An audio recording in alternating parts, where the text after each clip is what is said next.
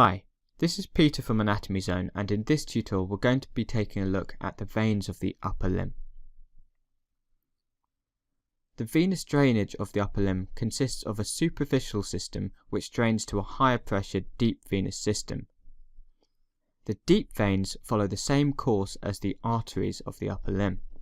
We'll start by looking at the superficial venous system, and we'll start distally. So looking here at this model of the dorsal aspect of the hand, we can see these paired veins on the dorsal surface of the fingers. These are the dorsal digital veins. And you can see that they unite to form the dorsal metacarpal veins, which then drain into this network on the back of the hand, the dorsal venous network. If I rotate the model round to the palmar view, we can see the palmar digital veins. These palmar digital veins join and drain into the dorsal digital veins via small oblique veins known as the intercapitular branches. I've highlighted these intercapitular branches in yellow, and you can see how they drain into the dorsal digital veins on the dorsal surface of the hand.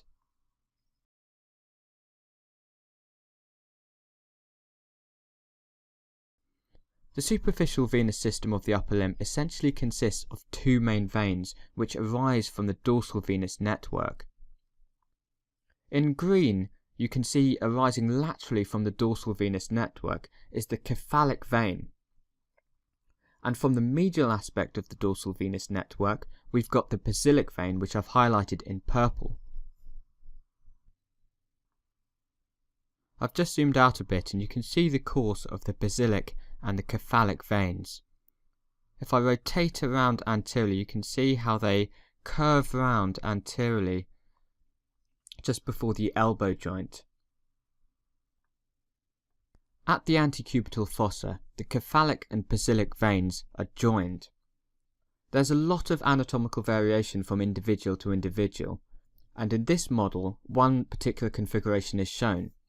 So if we look distally again, we can see this venous network on the palm of the hand. This is the palmar venous network, and it's drained by this vein which runs down the midline of the forearm. This is the median antebrachial vein. So median, middle, anti in front of, brachial referring to the arm. So it's the median antebrachial vein. And in this particular model, the median antebrachial vein is shown splitting into two and connecting to the cephalic and the basilic veins. These two veins are known as the median cephalic vein and the median basilic vein respectively. Another common configuration at the antecubital fossa where the cephalic vein drains into the basilic vein directly is via this vein known as the median cubital vein, and this joins the cephalic vein to the basilic vein directly. In this case, the median antebrachial vein may take a different course, so it might drain into the basilic vein rather than forming these two veins, the median cephalic and the median basilic veins. These veins in the antecubital fossa are common sites for venipuncture as they're large and superficial veins and make good IV access points. I've just brought the model a little further proximally, and we can see how the basilic vein runs medially and it pierces the brachial fascia to enter the deep compartment of the arm. I've just made this fascial layer transparent, and you can see how the basilic vein drains into the deep brachial veins. The deep brachial veins are paired veins which accompany the brachial artery, and they drain into the axillary vein at the level of the inferior margin of the teres major muscle, which you can see here. Rotating around back anteriorly, let's take a look at the course of the cephalic vein. After passing above the elbow joint, the cephalic vein ascends lateral to the biceps brachii muscle, and you can see here how it passes between the deltoid muscle and the pectoralis major muscle in what is known as the deltopectoral groove. It then passes into the deltopectoral triangle, which is also known as the clavipectoral triangle, where it pierces the clavipectoral fascia to drain into the axillary vein.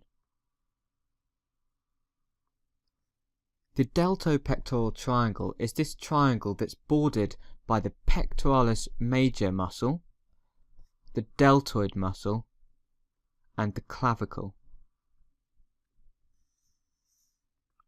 As I mentioned before, the axillary vein is a continuation of the brachial vein after the point where the basilic vein drains into it. The axillary vein then becomes the subclavian vein, and the subclavian vein joins the internal jugular vein to drain into the brachiocephalic veins, which are also known as the innominate veins.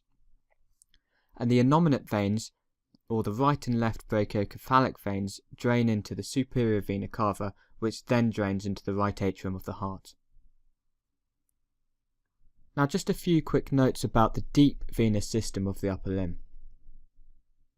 The deep veins of the upper limb follow the arteries. So in the hand, you've got the superficial and deep palmar venous arches, which accompany the corresponding arterial arches.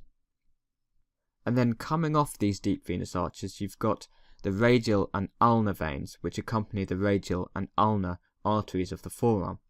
These veins which accompany the arteries are known as venae comitantes, which is simply Latin for accompanying veins. Just before the elbow, the radial and ulnar veins unite to form the paired brachial veins, which accompany the brachial artery. If you'd like to get a better idea of the structure and course of the deep venous system, then I'd advise you to watch my previous tutorials on the arterial supply to the upper limb, where I cover this in a lot more detail.